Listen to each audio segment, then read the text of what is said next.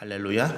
우리 새해 첫 주를 우리 하나님 앞에서 함께 예배드리게 하심을 감사를 드립니다. 우리 새해 복 많이 받으시라 이런 인사를 참 많이 주고받으셨잖아요. 지금도 아직 처음 오늘 아침에 제가 요 앞에 이제 식당에 사장님을 제가 아침에 잠시 이제 내려갔더니만 처음 뵀어요, 올해. 그래서 또 이제 새해 복 많이 받으시라고 처음 뵈니까 인사를 나누기도 했는데, 여러분, 우리가 새해 복 많이 받으시라 하는 말 속에는 뭐가 들어있습니까? 우리의 꿈과 소망이 이루어지기를 바라는 우리의 간절한 마음, 기도가 담겨 있죠. 당신이 복을 받기를 원합니다. 당신이 꿈과 소망이 올해 다 이루어지기를 원합니다. 또 상대방이 나에게 그와 같이 축복할 때도 내가 가지고 있는 꿈과 소망을 상대방이 잘 모르지만, 그러나 우리 안에 있는 꿈과 소망을 다 이루어지기를 원합니다. 이런 기도를 하죠. 그런데 세상에 많은 사람들이 꿈과 소망을 가지고 있지만, 그러나 그 꿈과 소망을 이루는 사람이 있고 이루지 못하는 사람이 있습니다. 또 내가 원하는 것을 이루었는데 그것이 나를 복되게 하고 나를 평안하게 하고 나를 영광스럽게 하지 못하고 오히려 나를 비참한 멸망의 길로 가게 만드는 그런 일이 있습니다. 요즘 영화 중에 아주 1000만 명이 넘어가는 영화 하나 있잖아요. 그게 이제 1987년도인가요?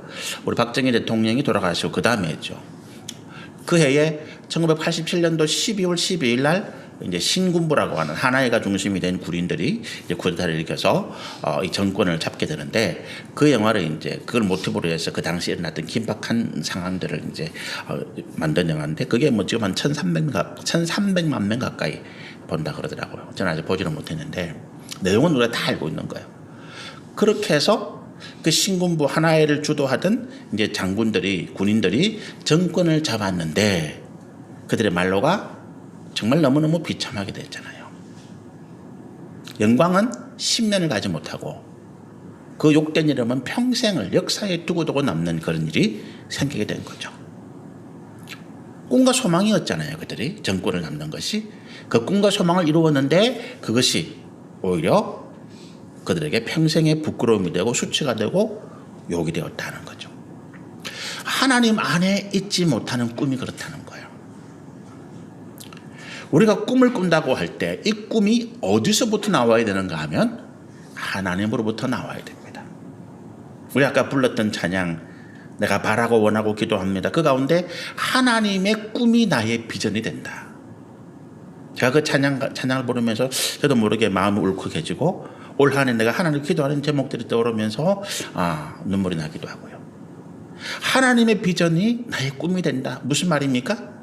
내가 꿈꾸고 소망하는 것들은 하나님께서 나를 통하여서 이 땅에 이루기를 원하시는 하나님의 소원이다라고 하는 거예요.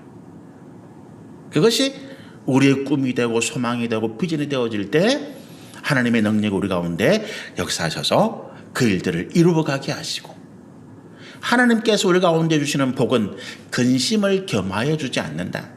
하나님의 나를 이 땅에서 성공하게 하고 하나님 나를 이 땅에서 그와 같이 내 꿈과 소망을 이루어가게 하실 때 뒤끝이 없다, 뒤탈이 없다. 내가 그것으로 인해서 세상에 복되게 하고 내 주변의 사람들이 그로 인해서 함께 부유하게 되고 성공하게 되고, 나는 세상에서 내 꿈과 소망을 이룰 뿐만 아니라 칭찬과 명성을 이루어 가지라라고 하는 거죠. 여러분, 지금 전 세계에서 유일한 강대국이 있다 그러면 미국이죠. 미국이라는 나라가 어쨌든 우리가 볼 때 평가가 나뉩니다. 자기들의 어떤 이익을 위해서는 패권주의를 해서 다른 약한 나라들을 억누르기도 하고, 자기 어떤 이익이 되는 것은 군사를 동원해서 지키고 이익이 안 되는 것은 외면하는 그런 문제도 분명히 있고요. 그러나 이 미국이라는 나라 때문에 그나마 2차 세계대전, 그 히틀러의 나치, 또 이 동남아 전쟁을 일으켰던 일본, 이를 물을 줄 수 있었던 힘이 미국에 있었고, 그리고 2차 세계대전 이후에 이 세계가 이제 지금처럼 안정되어지고 지금처럼 오랜 평화를 유지할 수 있는 체제를 만들었던 핵심적인 세력이 미국이었다는 거죠. 그래서 아직까지도 미국이라는 나라 때문에 전 세계에 전쟁이 억지되고 또 그와 같이 평화가 유지되는 것도 사실입니다. 미국이라는 나라가 두 가지 양면적인 성질을 가지고 있는데, 미국이라는 나라가 원래 처음부터 이런 어떤 강대국, 큰 힘을 가진 나라는 아니었죠. 처음에 미국이 독립하고 영국이 식민지 독립하고 그래서는 아주 보잘것없는 미미한 나라였는데, 역사적으로 보면 미국이 이처럼 강대한 힘을 가지게 됐던 계기가 하나 있습니다. 그게 뭐냐 하면 남북 전쟁에서 미국이 남부와 북부가 서로 내전을 벌이잖아요. 그 남북 전쟁에서 그 당시 북부의 지도자 대통령이었던 링컨이 노예 해방제도를 일으킵니다. 남부에 있던 흑인 노예들을 다 해방시켜 주겠다고 하는 그런 선언을 하게 되죠. 저는 이게 굉장히 하나님을 기쁘시게 하는 그런 선언, 그런 정책이었다고 봐요. 그 당시에 남부에 있는 그 백인들이 독실한 기독교인들이었어요. 그래서 흑인으로 잡혀왔던, 노예로 잡혀왔던 수많은 사람들 가운데 자기를 부리는 주인, 노예를 부리는 자기 주인의 영향을 받아서 수많은 사람들이 기독교로 개종하고 신실한 믿음을 가진 사람들이 굉장히 많아졌습니다. 그런데 여전히 그 사람들은 이 흑인 노예들을 짐승처럼, 물건처럼 사고 팔기도 하고 부리기도 된 거죠. 하나님 뜻이 아니었습니다. 그런데 링컨 대통령이 노예 해방을 선언하게 되고, 그리고 북부가 전쟁에 승리하고 미국 전체적으로 법률적으로, 법적으로 이 흑인은 자유민이 됐습니다. 더 이상 미국에는 노예 제도가 없어진 거예요. 그런데 실제적으로 그 미국이라는 사회에서 인종차별이라는 것이 그 이후로도 100년 이상 지속이 되어진 거죠. 1900년이 넘어와서 1950년대, 1960년대까지만 하더라도 미국 군대에 흑인이 들어가는 것을 굉장히 꺼려했습니다. 미국 군대에 흑인이 들어오면 그 흑인들은 굉장히 차별받고 굉장히 이렇게 고통받는 그런 집단이었습니다. 그런데 그런 흑인 차별이 여전히 존재하고, 인종차별, 같은 식당에 들어가지도 못하고 같은 학교에 못하고 버스를 타도 백인은 앞자리, 흑인은 뒷자리, 그것도 자리가 모자라면 서서 가야 되는, 백인의 자리를 비켜달라면 언제든지 흑인들은 서서 비켜줘야 되는 그런 시대를 살고 있을 때 1960년대에 마틴 루터 킹 목사라는 분이, 아십니까 여러분? 마틴 루터 킹 목사, 위대한 흑인 인권운동가, 위대한 목회자입니다. 마틴 루터 킹 목사가 1963년도에 워싱턴에서 그 미국 의사당이 바라보이는 그 링컨 동상이 서 있는 그 주변을 광장에서 100만 명이 모여서 집회를 합니다. 거기에 마틴 루터 킹 목사가 유명한 유언서를 하는데 그 제목이 뭐냐면 I have a dream이라고 하는 거예요. I have a dream. 나는 꿈이 있습니다. 소망이 있습니다. 어떤 꿈이냐? 우리 백인, 흑인, 그리고 히스패닉, 피부의 색깔을 달리하는 모든 자녀들이 함께 어울려서 놀 수 있는 꿈. 같은 학교를 가고 같은 식당에서 식사를 하고 같이 모여서 춤과 노래하고 예배를 드릴 수 있는 그런 꿈. 여러분 유튜브에서 한번 그걸 찾아보시면 I have a dream 하면서 이 마틴 루터 킹 목사님 한 옥탑을 놀려서 하는데, 거기에서 100만 명이 넘는 군중들이 모여서 흑인 백인 할 것 없이 모여서 박수를 치고 환호를 하고 하나님을 찬양하고, 그리고 그 집회가 끝난 다음에 행진을 해나갑니다. 그 위에 이 백인 우월 단체에서 마틴 루터 킹 목사님 암살을 당하는데, 이분이 죽은 후에도 I have a dream 하고 외쳤던 그 꿈이 하나님의 역사 가운데 지금 미국이라는 강대한 나라를 만들어내는 기초가 되어졌다라고 하는 거예요. 우리의 꿈이 하나님으로부터 나와야 이루어집니다. 하나님이 우리의 꿈을 이루어 주시는 거예요.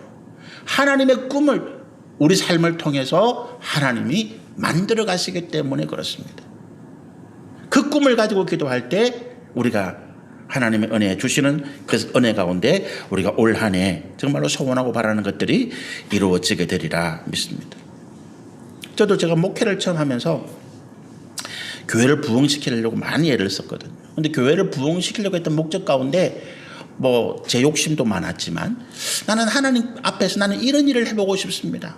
나는 미래를 위해서 우리 다음 세대를 일으킬 이런 대안학교를 한번 해보고 싶고, 또 이웃들을 위해서 또 선교를 구제를 위해서 이런 일들을 해보고 싶습니다. 그런데 그런 일을 하려고 보니까 사람이 필요하고 돈이 필요한데 나는 가진 게 없으니까 하나님 우리 교회를 부흥시켜 주셔서 우리 교회 헌금, 우리 교회 재정, 우리 교회 집사님, 우리 권사님들, 우리 성도들이 이 일에 함께 할 수 있도록 해주십시오. 그렇게 했는데 어쨌든 그 부흥이라는 거기에 제 욕심이 너무 앞서다 보니까 잘 안 되어줬어요. 하나님께서 여러 번 경고가 실패하시고. 그래서 제가 그 꿈을 접었었어요. 얼마 전에도 말씀드렸다시피 제가 꿈을 다 접었고 그런 것 전에 뭐 교회 뒤에 붙여놓고 같이 기도하자 그랬는데 그거 다 떼고 저도 이제 잊어버리기로 하고 하나님 제가 다 포기합니다. 그리고 한 가지만 제가 우리 주부에 계속 기록하고 광고하고 있는 이 대안학교 다음 세대를 일으킬 수 있는 대안학교를 기도하고 있는데 제가 연말 성공신 예배를 드리고 제 마음 가운데 하나님이 포기하지 말라는 사인 주신 것 같아요. 그 포기하지 마라. 제가 이제 남은 목회 기간이 이제 9년이에요. 9년 여러분 같이 지나면 저는 은퇴해야 되는데 그게 뭐 어떻게 될지 9년 동안 우리 교회가 불같이 일어날지 그건 모르고 저 그걸 바라지도 않고 여러분에게 부흥을 위해서 같이 기도하지 이런 말도 안 하는데 하나님께서 제 마음 가운데 너 그거 포기하지 마. 그래서 다시 제가 제 노트북에 들어있던 옛날 목회 계획을 했던 것 이런 일들을 이렇게 하겠습니다. 그걸 쭉 다시 정리해 보면서 제가 하나님 앞에 하나님 어떤 마음인지 모르겠지만 제 당대에 제가 이룰 수 있든 없든 저는 이 꿈을 가지고 계속 기도하는 것을 포기하지 않겠습니다. I have a dream. 하나님이 나에게 주신 꿈이라고 하는 거예요. 비전이라고 하는 것, 소망이라고 하는 것입니다. 우리 빌라델비아 교회 주신 말씀 가운데 칭찬의 말씀이 8절 하반절에 있어요. 8절에 보면 볼지어다 내가 내 앞에 열린 문을 두었으니 말씀 뒤에 내가 내 행위를 아노니 내가 작은 능력을 가지고 내 말을 지키며 내 이름을 배반하지 않았다. 하나님께서 이 빌라델비아 교회, 예수님께서 빌라델비아 교회를 보면서 가장 마음에 드셨던 게 뭐냐 하면 내가 너에게 적은 능력을 주었는데 능력이 뭡니까?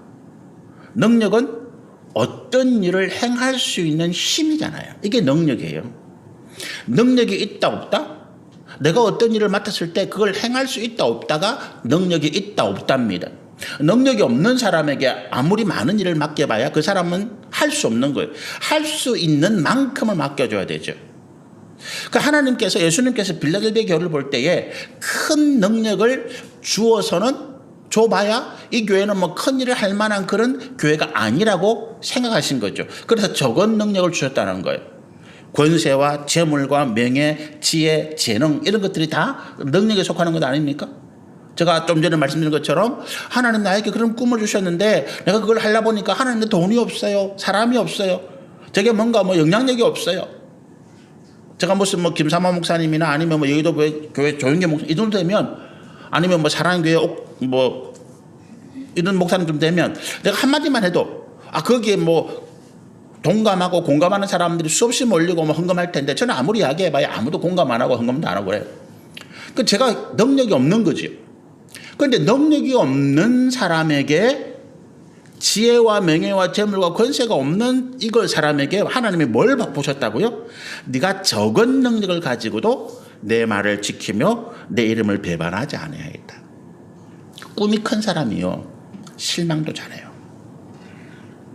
큰 꿈과 포부를 가지고 있는 사람이 낙심을 잘합니다. 이유는 뭡니까? 꿈은 큰데 현실은 바닥이라는 거지.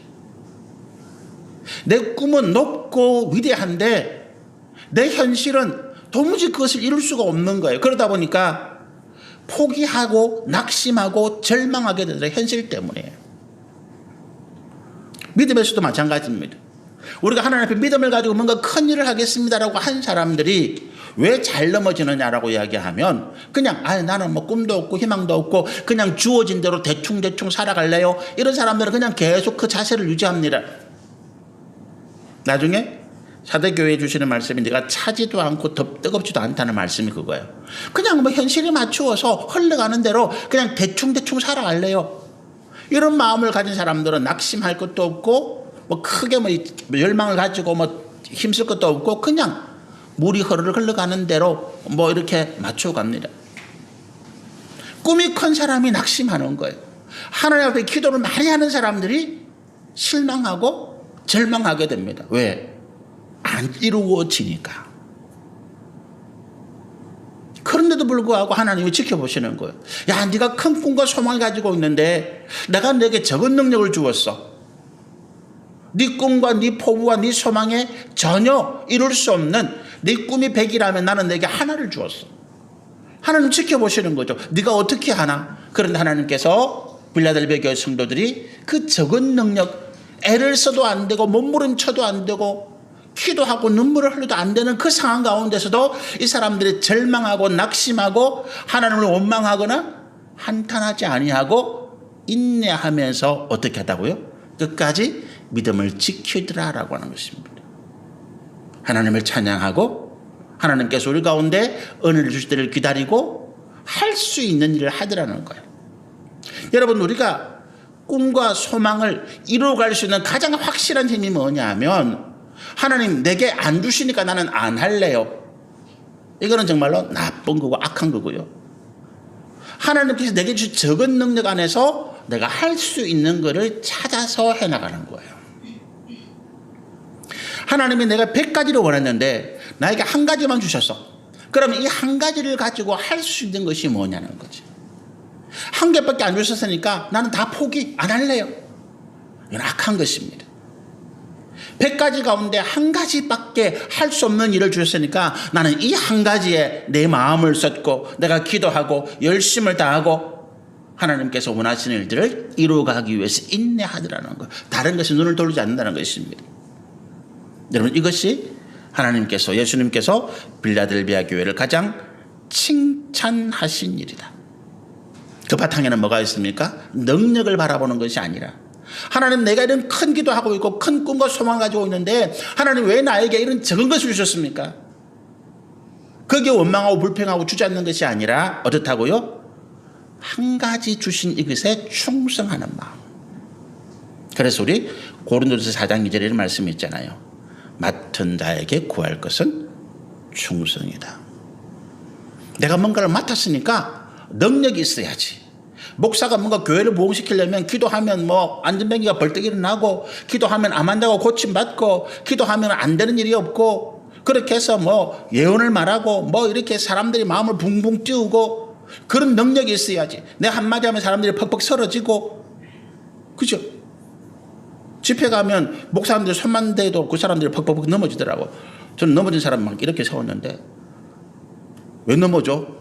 쓰러지면 다치는 줄 알았어요. 저는 이렇게 세웠는데 옆에서 가만두라 그러더라고. 그 혼자 가만 누워 있더니 또 일어나더라고.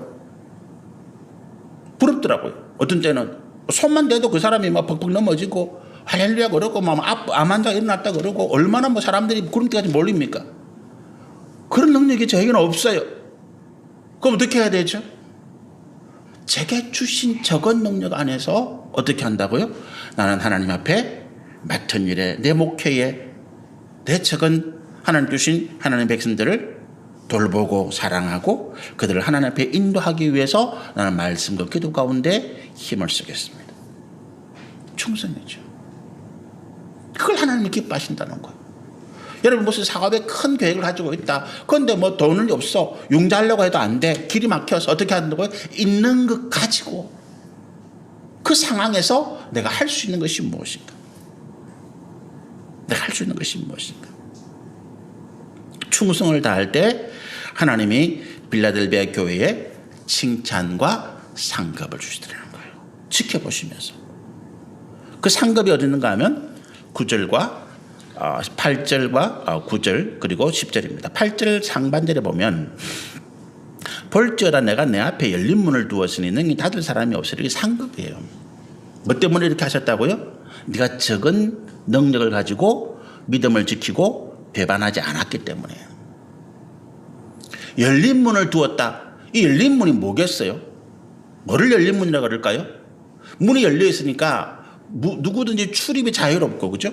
이게 다른 말로 표현하면 하나님께서 우리 삶에 모든 일이 순적하고 형통하게 되도록 역사하시더라라고. 여러분, 우리가 무슨 일을 하든지 간에 억지로 하는 일은 하나님의 일이 하나님 은혜가 아닙니다. 우리 성도님들에게 그 뭐 사업장에 오픈 예배 드릴 때나 가정의 신방에서 할 때 순적하고 형통하기를 제가 제일 많이 기도합니다. 평강과 순적함과 형통함인데 이 순적함이 뭐냐 하면 절대로 억지로 되는 게 아니에요. 내가 바다에 배를 띄우는데 옛날에 돛배가 있다? 그 순풍이 부는 거지. 역풍이 불면 그 역풍을 맞서서 억지로 나가려고 하는 거는 믿음이 좋은 게 아니에요. 그거는 우리의 만용이고 어리석음입니다. 순풍이 도를 띄워야 되는 거지. 내가 뭔가 계획을 했는데 그 계획에 맞추어 하나님께서 뭐 돈이든 사람이든 장소든 어떤 상황이든 척척척척 이루고 가셔야 돼요. 막혔다. 그럼 뭡니까? 수도발하는 거지. 제가 얼마 전에 서울에 우리 아들 갔다가 빨간 딱지가 날아봤어요. 보니까 뒤에 있는 차가 나를 찍은 것 같아. 사진을 보니까. 뒤에 있는 차가 나를 찍었는데 제가 제 기억으로는 노란불일 때 지나간 것 같은데 뒤에서 사진을 찍은 거 보니까 딱 그 정지선을 넘어갔는데 위에 신호등이 빨간불이야. 이게 뭐 내가 노란불을 지나갔으면 이거 말을 할 수가 없겠더라고. 나는 노란불일 때 바뀌는 걸 보고 빨리 가야지 지나갔는데 지나가는 순간에 그게 빨간불로 바뀐 것 같아. 그래서 뒤에서 뭐 카메라 있잖아요. 그걸 해가지고 경찰서에 신고한 것 같아. 그래서 뭐 어떡하겠어요. 뭐 그래 된 거. 내가 다음부터는 노란불을 안 지나가야지. 뭐 반성하면서 이제 벌금을 내는 거죠. 노란불이 빨리 가라는 불이 아니잖아요. 노란불은 멈추라는 신호죠. 내가 배를 띄웠는데 내가 일을 시작하는데 뭔가 일이 자꾸 어긋나요. 이걸 억지로 하나님 열어주세요. 그 기도는 여러분 갑자기 하지 마세요. 그런 기도는. 왜냐하면 그때는 멈추라는 사인이거든. 그 계획을 접으라는 게 아니에요. 잠시 멈추어 봐라는 거지.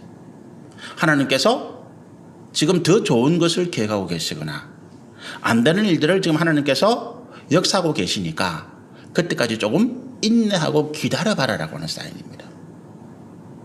그게 열린 문이에요. 순적함입니다. 형통함이에요. 하나님께서 우리 삶에 원하시는 뜻들이 이루어져 가는 것입니다. 그래서 저는 우리 성도님들이 기도할 때 반드시 강건하고 평안하고 순적하고 형통하기를 기도합니다. 이게 우리 그리스도인들의 삶 가운데 가장 복받은 삶의 이런 모습이 돈을 많이 벌고 적게 벌고 내가 세상에서 뭐 출세를 하고 안 하고 이게 중요한 게 아니고 내가 어떤 삶을 살더라도 내가 지금 강건하다. 믿음 안에 내 영과 육이 온전히 써 있고 그리고 내가 평안하다. 어떤 것들은 나의 평안, 내 기쁨, 내 만족함을 깨뜨릴 수 없고 그리고 하는 일들이 어쨌든 잘 풀려나가고 있고 그리고 내 삶에 하나님께서 원하시는 뜻들이 이루어져 가고 있다는 믿음이 생길 때 우리는 가장 복되고 은혜로운 삶을 살고 있는 사람들이라고 하는 것입니다. 그런데 거꾸로 그러면 순적함으로 나가지 못하는 그런 경우는 뭐겠습니까? 내가 뭔가 하나님의 거룩한 뜻을 이루기 위해서 믿음으로 한다 하지만 여전히 그 일을 진행하는 과정 가운데 우리 육신의 정욕과 탐심에 따라서 판단하고 결정할 때가 있다는 거예요. 그 결정하는 순간에 내가 뭔가 거룩한 하나님의 뜻을 가지고 하나님의 믿음을 가지고 시작했는데 어떤 것을 결정하고 판단하고 그 뭔가를 계약하고 해야 되잖아요. 그럴 때 나도 모르게 순간 욕심이 확 오른다는 거예요. 이거 조금만 더 하면 뭔가 될 것 같은데. 그래서 욕심과 어떤 정욕을 따라서 순적함을 따라가지 못할 때가 있다는 거죠. 성경에도 바울이 그런 경우가 있었습니다. 여러분 위대한 사도 바울이잖아요. 위대한 사도 바울도 사도행전 16장에 보면 그가 2차 전도 여행을 가는데 굉장한 혼란을 겪게 됩니다. 어려움을 겪게 되죠. 바울의 목표는요. 자기 동족 유대인들을 전도하는 거예요. 이 유대인들이 자기 조상적부터 왔던 그 가르침 바리새인들, 서기관들, 장로들의 가르침을 속고 있는 거잖아요. 예수를 하나님이라고 믿지 못하고 있는 거잖아요. 성경은 예수가 하나님이심을 증거하고 있는데 이 잘못된 가르침을 따라서 유대인들이 여전히 예수를 핍박하고 예수를 하나님이라고 아니라고 부인하기 때문에 구원에서 멀어져 있거든. 그래서 이 사도 바울이 가는 곳마다 안타까운 마음으로 유대인 회당을 찾아가는 거예요. 유대인들이 많이 모이는 곳. 근데 이제 2차 전도 전돼 가지고 하나님의 계획은 뭐냐 하면 이 바울 일행을, 바울과 실라와 그 전도팀을 헬라 지역으로, 완전한 이방인 지역으로 보내려고 하는 거예요. 그 당시에 유대인들은 아시아 지역, 지금의 터키 지역에 많이 흩어져 살고 있었고, 순수하게 헬라 지역인 그 그리스나 뭐 이쪽 지역, 유럽 지역은 많이 없었단 말이죠. 그러니까 바울은 지금 전도를 하러 다니는데 하나님이 분명히 자기를 이방의 그릇으로 삼았다는 걸 알고 있는데 자기 마음에, 자기 안타까움에, 자기 연민에 유대인들을 찾아다니는 거예요. 그래서 자꾸 유대인들이 살고 있는 그 지역을 찾아가는데 비두니아라는 지역에 이르러가지고 길이 딱 막히는 거예요. 백길이 막히고 육로가 막히고 다 막히는 거예요. 갈 수가 없어. 더 이상 앞으로 갈 수가 없는 거예요. 그래서 그가 뱅뱅뱅이 돌고 어떻게 갈까, 그 지역을 뱅뱅뱅이 돌고 있을 때 하나님께서 이 육신의 정욕과 탐욕, 유대인들을 향한 잘못된 연민, 여기에 사로잡힌 바울에게 꿈에 나타나셔서 말씀하시잖아요. 한 마케도니아 사람이, 헬라인이죠. 유럽에 살고 있는, 마케도니아 그리스이잖아요. 마케도니아에 살고 있는 사람이 꿈에 나타나서 건너와서 우리를 도와달라고 부르짖는 그 환상을 꿈에서 보게 되는 거예요. 그리고 그가 회개합니다. 하나님께서 나를 보내신 그 길, 전도하려고, 복음을 전하려고 바울이 생명을 구하는데, 그러나 그 잠깐의 선택에 뭐가 있었다고요? 자기의 육신의 정욕, 자기의 동족을 향한 안타까운 연민이 하나님의 뜻을 가로막았다는 거예요. 그래서 그가 배를 타고 유럽으로 건너가죠. 건너간 첫 번째가 빌립보 지역이었고, 거기서부터 유럽 전역에 복음의 문이 활짝 열리는 일들이 생기게 되더라는 거죠. 순적하게 되는 거죠. 여러분, 우리 삶에 하나님 주신 꿈과 소망들이 순적하게 하나님이 열어두신, 예수님이 열어두신 아무도 닫을 수 없는 이 열린 문을 통해서 이루어지게 되시기를 소원합니다. 우리가 순적함으로, 형통함으로 이루어가게 되기를 소원합니다. 그 다음 말씀 9절에 보면 이런 말씀이 있죠. 상급입니다. 보라, 사단의 회당 곧 자칭 유대인이라 하나 그렇지 아니하고 거짓말하는 자들 중에서 몇을 내게 주어 그들로 와서 내 발 앞에 절하게 하고 내가 너를 사랑하는 줄을 알게 하리라. 보라, 사단의 회당. 사단의 회당은 사단의 무리에 속한 사람이죠, 그죠? 사단의 무리에 속한 사람들, 요즘으로 치면 이단에 속한 사람들, 뭐 세상에서 죄악을 범하고 있으면서도 불구하고 그렇게 교회를 대적하고 또 믿는 사람들을 대적하는 이런 사람들입니다. 그런데 자칭 유대인이라 한다는 거예요. 이 사람들이 사단에 속한 무리인데 자칭 유대인이라 할 때 이 당시 이 요한계시록 또 초대교회에서는 어떤 사람들입니까? 예루살렘 교회 출신의 유대인들. 유대인들 가운데서, 정통 유대인들 가운데서 이제 베드로의 전도, 또 사도들의 복음의 설교를 듣고 예수를 믿겠다고 작정한 사람들이 교회로 와요. 그 사람들이 모인 교회가 예루살렘 교회잖아요. 기록에 보면 한 3만 명 이상 예루살렘 교회에 성도가 있었다 그래요. 3만 명 이상. 예루살렘 인구의 뭐 거의 한 30% 40% 정도가 이 기독교인 됐다는 거죠. 그런데 이 사람들이 여전히 조상적부터 내려오던 그 조상들의 가르침을, 잘못된 가르침을 고수하고 있었다는 거예요. 자기들은 정통 유대인이라는 것을 굉장히 자랑으로 삼고 정통 유대인으로서 지켜야 할 여러 가지 표식들이 있잖아요. 할례를 받고 무슨 유월절에 양을 잡고 안식일을 지키고 뭐 이런 것들. 이런 것들은 제가 계속 이제 우리 말씀 보는 메시지에서 이게 잘못됐다는 것을 계속 이제 말씀드려서 여러분 아실 것입니다. 예수님의 십자가 대속의 사건 이후로 이런 것들은 다 무효가 되는 거예요. 효력이 없어진 것입니다. 지켜도 좋은 것이 아니라 지켜서는 오히려 예수님의 십자가 구원을 이렇게 우리가 배척하고 무효로 만드는, 예수님의 십자가 사건을 무효로 만드는 아주 악한 죄악이 되는 행위죠. 이런 것들을 계속 지키면서 복음을 전하고 순수하게 예수를 믿어서 이런 것들은 지켜서는 안 돼라고 하는 바울을 비롯해서 복음주의 하나님의 성도들, 사도들을 핍박하기 시작한 것입니다. 더 나아가서 이 사람들이 때로 몰려다니면서 바울이 전도하고 개척한 이방인 교회를 찾아다니면서 어지럽히는 거예요. 야, 너 그 바울이 전하는 그 복음 세례받고 너 천국 갈 수 있을 것 같아? 천만의 말씀. 그거 가지고 안 돼. 우리가 하는 것처럼 너희도 할례 받고 유월절 양 잡고 안식을 지키고 절기 지키고 이렇게 해야 너희가 하나님의 백성이 되는 거야. 복음과는 전혀 다른 이야기입니다. 수많은 사람들이 거기에 넘어갔죠. 교회를 혼란하게 했습니다. 그랬는데 오늘 말씀 보니까 어떻습니까? 이런 거짓말하는 자들 중에서 몇을 내게 주어 그들로 와서 내 발 앞에 절하게 하고, 이 사람들이 자기 발로 이 빌라델비아 교회를 찾아오게 하나님 하시더라는 거예요. 찾아와서 어떻게 합니까? 그 앞에 이 빌라델비아 성도들 앞에 절을 하게 하더라는 것입니다. 절을 한다는 의미는 뭘까요? 내가 당신들에게 복종합니다라고 하는 개념이죠. 사단의 회당에 속해서 거짓말을 가르치고 하나님의 진리의 말씀을 떠나서 성도들을 미혹하게 하고 오히려 그들을 지옥으로 끌고 갔던 그 사단의 무리들이 회개하고 돌이켜서 교회에 저절로 찾아와서 자기의 발로 찾아와서 내가 그동안 하나님의 진리의 말씀 떠나서 거짓을 가르치고 거짓된 것을 배웠던 걸 모두 회개하고 내가 당신들의 가르침, 예수 그리스도의 진리의 말씀과 복음에 내가 복종하겠습니다고 하는 의사를 표시하더라는 거예요. 이게 어떻게 가능할까요? 여러분, 우리가 이단에 빠진 사람들 한 사람을 다시 돌이키기에 굉장히 힘이 듭니다.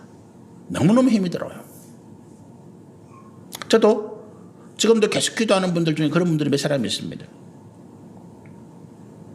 정말 안타까운 마음으로 수십 년 동안 예수를 섬기고 수십 년 동안 교회를 다니고 하나님 믿었는데 어느 날 갑자기 자기 딸 때문에 아니면 다른 이유 때문에 이단의 무리에 빠져서 오히려 적극적으로 거기에 동참해서 하고 예수가 하나님이 아니라고 부인하는 분들, 그런 분들을 제가 몇 번 만나서 말씀으로 이렇게 대응하기도 하고, 근데 이 사람들은 뭐 말을 안 들어요. 귀가 막히고 마음을, 그때는 그런 것 같다 하더라도 또 돌아가면 원래대로 돌아가고.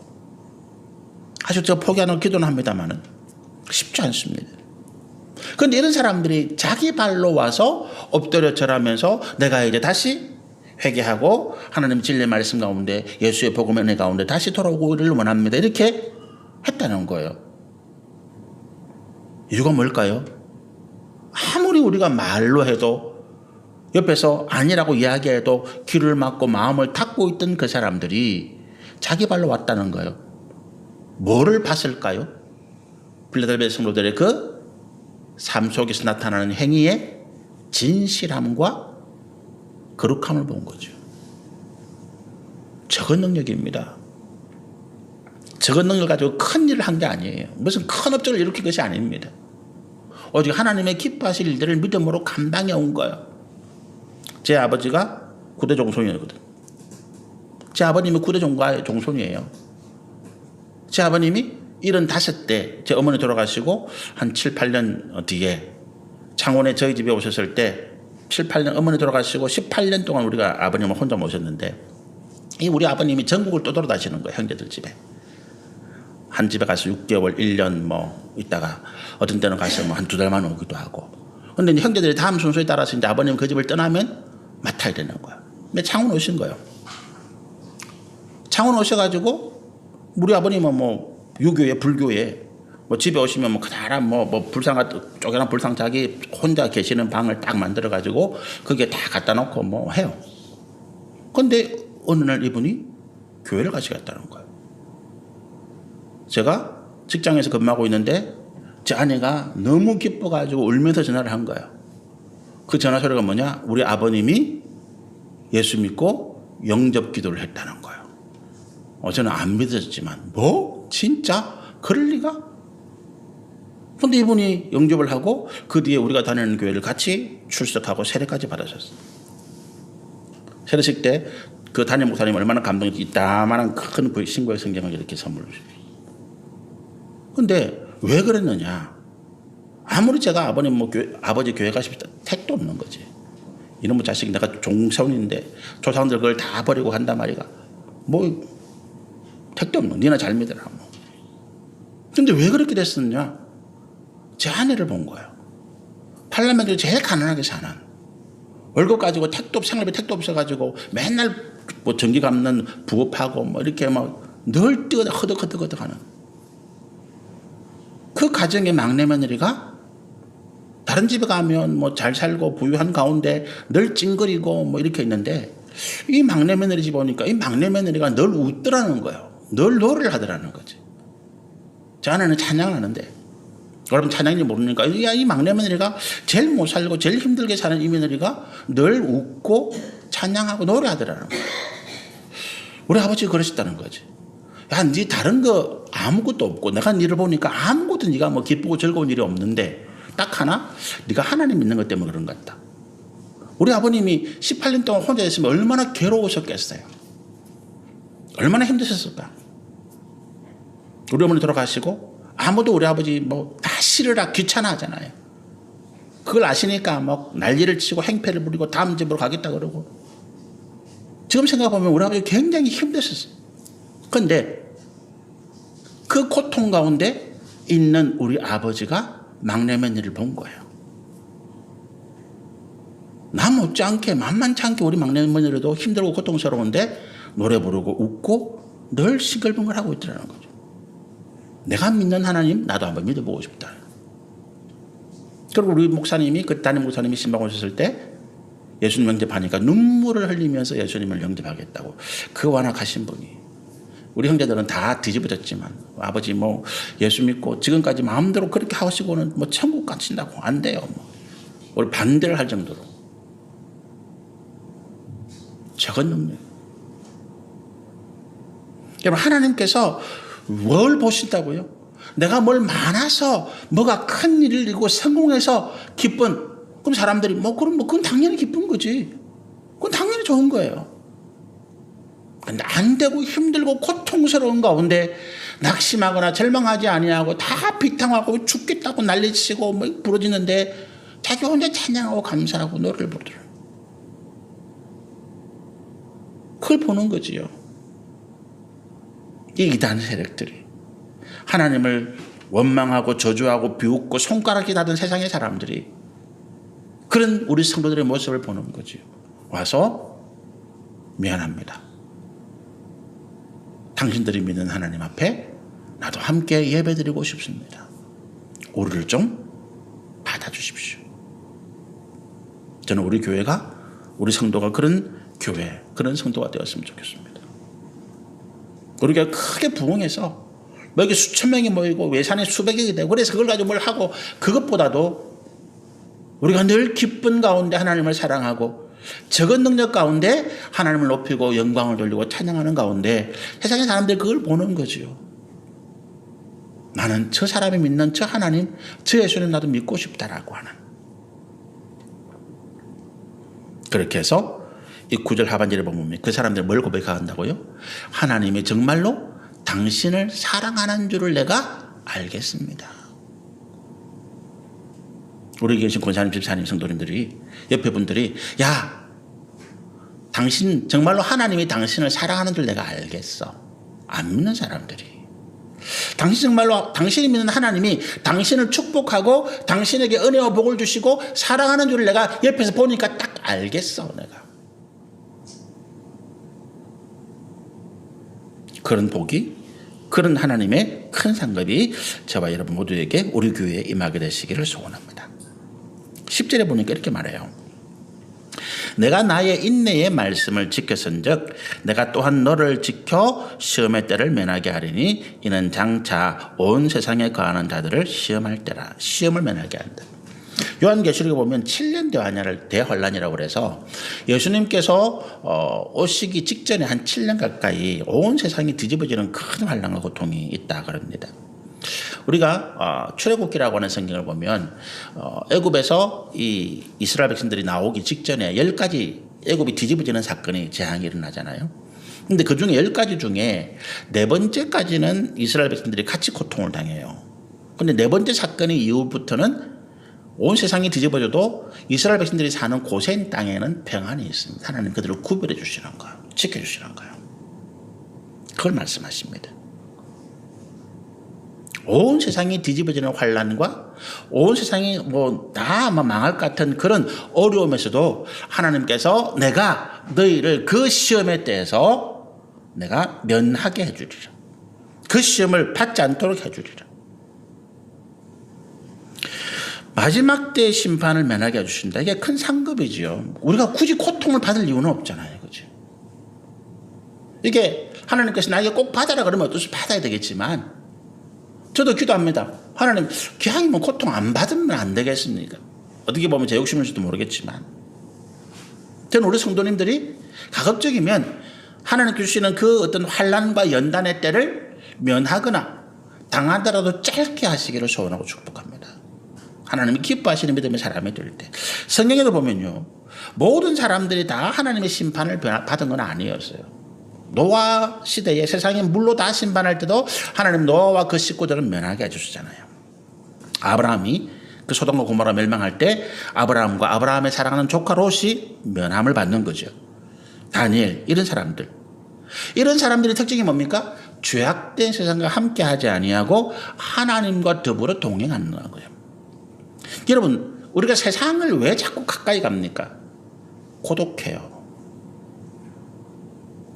제가 제일 힘든 게 뭐냐 하면 창원에 내려와가지고 서울에서 제가 목회하고 뭐 이렇게 할 때는 그 동기들도 많았고 친구들도 많으니까 뭐 늘 사람들 만나고 뭐 웃고 힘들어도 같이 만나서 이야기하고 그러면 있어버리고 뭐 이렇게 했어요. 근데 창원에 내려와서 아는 사람도 없고 주변에 목사님들 교류를 하려 보니까 다 이게 무슨 뭐 다 뭐 핑계가 있고 경쟁 상대로 여기고 제일 고통스러웠어요.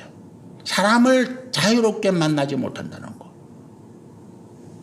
여러분, 우리가요, 세상과 어떤 세상의 흐름, 세상과 사람들과의 어떤 관계 때문에 어쩔 수 없이 끌려가야 될 때가 많잖아요. 세상 사람들의 관계 때문에 내가 이게 아닌데 하면서도 끌려갈 때가 많다고요. 그걸 끊으려면 뭘 해야 되는가 하면 우리가 고독을 견디는 훈련이 필요합니다. 우리 초대교회 때 사막의 교부들이라는 부르겠어요. 위대한 그 신앙의 서성들이 AD 3세기, 4세기경에 굉장히 많이 나타나는데 이분들이 뭐냐 하면 세상을 떠나서 사막으로 들어가는 거예요. 사막의 교부들이라고 명칭이 붙었어요. 사막 속에 들어가서 세상과 담을 쌓고 하나님만 바라보면서 훈련하고 기도하고 연단받은 거예요.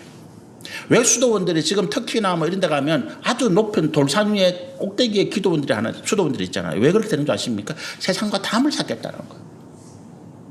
단들이 아니라 고독함을 견디는 훈련인 것입니다. 하나님을 고독한 가운데 만나야 돼요. 내가 막 분주하고 요란한 가운데는 하나님을 만날 수가 없어요. 사실은요. 우리가 송문신제배 왜 10월 31일 날 저녁에 드리면 그때가 제일 분잡한 때거든. 제일 소란할 때입니다. 광야간 자들 뭐 폭죽 쏘아 올리고 난리가 나죠. 거기에서 하나님을 만날 수가 없습니다. 여러분, 파티장에서 하나님을 만날 수 없어요. 세상의 친구들과 같이 어울려서 식사하고 뭐 잔치하고 떠드는 가운데 하나님을 만날 수가 없습니다. 그게 무슨 기도가 됩니까? 하나님을 만나는 내 고독한 장소가 있어야 돼요. 내 고독한 시간.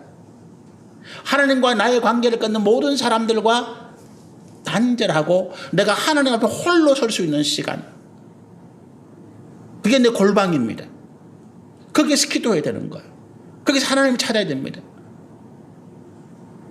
저는 뭐 거의 친구가 없어요. 세상 친구들 다 끊어졌고, 직장 다닐 때 친구들 다 끊어졌고, 어릴 때 친구들 다 끊어지고, 저하고 유일한 친구는 제 아내밖에 없습니다. 다른 목사님들도 관계가 지금 거의 없습니다. 잘 안 돼요. 제가 성적이 못 나서 그런지 모르겠지만, 그런데 저는 제가 고독함을 이기기 위해서 애를 씁니다. 어떤 때는 제가 사람들에게 전화해서 만남을 가지고 싶고 모임을 만들어서 뭐 좀 왁자지껄하게 한번 지내볼까? 그걸 제가 절제하기가 참 어렵기도 하고 힘이 들기도 합니다. 그걸 견딜 수 있어야 돼요. 내가 고독한 가운데 하나님을 만나야 된다는 것입니다. 관계 중독성이라고까지 할 수 있나요? 여러분, 우리 지금 관계 중독성이잖아요. SNS에 빠지는 건 뭐 때문에 관계 중독성이에요. 카톡에 연락이 안 오면 불안한 거예요. 상대방이 나에게 전화 안 오면 불안한 거예요. 제가 핸드폰 했던 때는 그 전화 기록 검색해 보면 제일 많이 오는 게 뭐 02 이런 거, 070 뭐 보험회사 뭐 이런 거, 그런 거는 하루에 두세 번 계속 오고, 다른 데는 뭐 거의 하루 종일 전화 한 번도 안 올 때도 많습니다. 관계의 중독성이에요. 제가 뭐 페이스북을 다 끊었어요. 카톡은 합니다. 여러분하고 소통하기 위해서, 보내기 위해서. 그 외에 제가 카톡 친구도 거의 없습니다. 관계 중독성을 끊는 거예요. 그게 너무너무 힘듭니다, 여러분. 거기에 빠져 있으면 내가 카톡 문자 보내는데 상대방이 안 읽으면 그 표시되잖아요. 이 왜 안 읽었지? 화가 나기도 하고 불안하고. 그걸 견디십시오. 그 시간에 기도하고 그 시간에 하나님 앞에서 믿음으로 나아가는 훈련을 하고 하나님 앞에서 세상에서 홀로 설 수 있는 그런 훈련을 해야 하나님께서 우리에게 정말로 그 큰 환난과 고난의 때를 면하게 해주십니다. 그 외에는 방법이 없어요. 세상에 갇히 싶다. 롯이 그랬잖아요. 롯이 그 의로운 사람이 성경 보면 이렇게 표현합니다. 의로운 롯이 소돔과 고모라 그 죄악된 세상에서 잘 살아보겠다고 같이 어울리다가 마음이 상했다. 변질됐다. 하나님 보시기에 그 삶이 못쓰게 되어버렸다는 거죠. 아브라함은 어떤 사람입니까? 고독을 견디는 사람이에요. 혼자 아무도 없는 산에 들판에 올라가서 하나님 앞에 찬양하고 예배하고 제사드리고 기도하고 도시로 가지 않았습니다. 우리가 다 뭐 산속으로 들어가자는 이야기가 아닙니다. 우리의 마음을 빼앗고 우리의 육신의 정욕, 안목의 정욕, 이생의 자랑을 부추기는 이 세상의 흐름, 세상의 사람들과 관계를 끊어내야 되는데 이게 고독의 훈련, 관계의 중독성을 끊어가야 되는, 그래서 하나님과 함께하는 이 믿음의 훈련이 되어져야 하나님께서 우리에게 이 세상에 주실 마지막 심판의 때를 면하게 하실 줄로 믿습니다. 여기까지 우리 말씀을 전하죠. 나머지 남은 4가지 부분하고 또 사도교회 주시는 말씀은 다음 주에 또 말씀을 함께 나누도록 하시겠습니다. 같이 기도하겠습니다.